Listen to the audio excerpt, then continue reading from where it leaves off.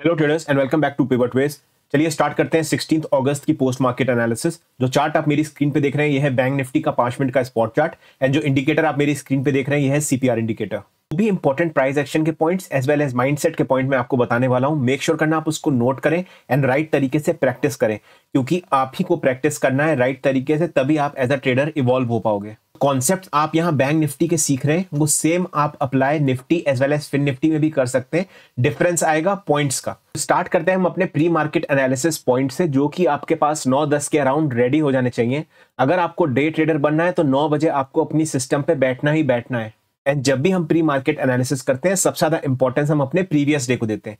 तो जो मेरा प्रीवियस डे था मॉर्निंग में बेयरिश था एंड उसने हमें फिर रिकवरी दिखाई, बट ये रिकवरी वीक थी। ऐसा मैंने क्यों बोला है? ये मैंने इसलिए बोला है कि हमारे को आफ्टरनून में एक प्रॉफिट बुकिंग दिखी।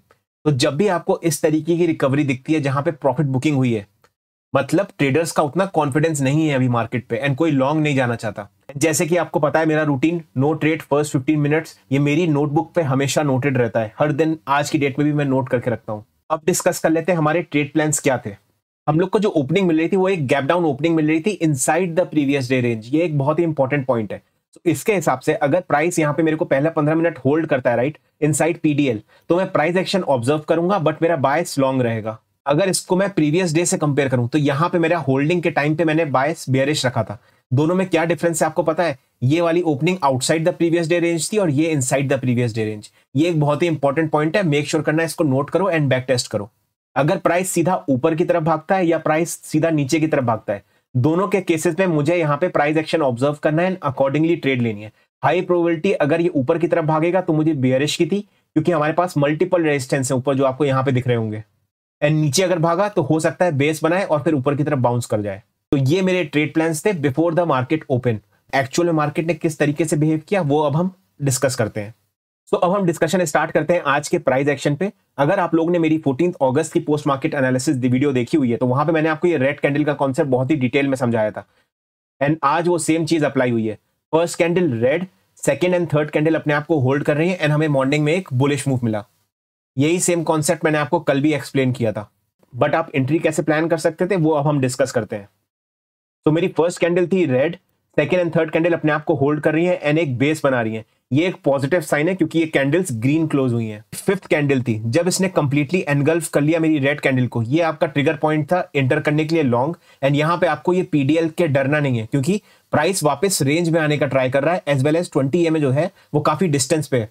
तो ये दो पर्टिकुलर पॉइंट्स इस पर्टिकुलर ट्रेड को हाई प्रोबेबिलिटी बनाते थे लॉन्ग जाने के लिए। आपने यहाँ पे 43,700 की कॉल पे लॉन्ग एंट्री प्लान की होती तो आराम से आपको 70 to 80 पॉइंट्स कैप्चर हुए होंगे। अगर आप फर्स्ट ट्रेड लेते हो एंड वो ग्रीन हो जाती है तो बहुत इंपॉर्टेंट है कि एज अ डे ट्रेडर जो कि 5 मिनट का चार्ट देख रहा है, आप अपने आप को रेस्ट दो एंड थोड़ी देर सिस्टम से हट जाओ।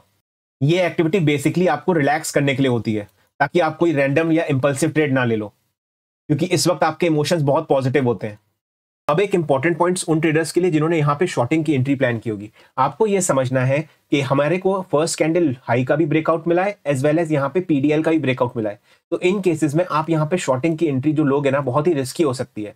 सो मेक श्योर करो कि जब भी आपको यहाँ पे सेंटिमेंट्स बुलिश दिख रहे हो तो आप हमेशा उसी की तरह सपोर्ट पे लॉन्ग जाने का प्लान करो रेदर देन सेंटिमेंट्स के अगेंस्ट जाने का।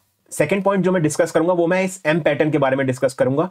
ये एक वीक पैटर्न था आज के दिन। अब ये क्यों वीक था? क्योंकि एम पैटर्न किसी भी पर्टिकुलर लेवल से ओवरलैप नहीं कर रहा था, मतलब ना उसके पास प्रीवियस डे हाई था ना सीपीआर था, आपको ऊपर कोई भी लेवल नहीं दिख रहा है। प्लस दूसरा पॉइंट, एम पैटर्न सक्सेसफुल तब काम करेगा या तो प्राइस पूरी तरीके से अपने प्रीवियस डे रेंज को कवर कर ले या गैप अप ओपनिंग है मार्केट ऊपर की तरफ बनाए।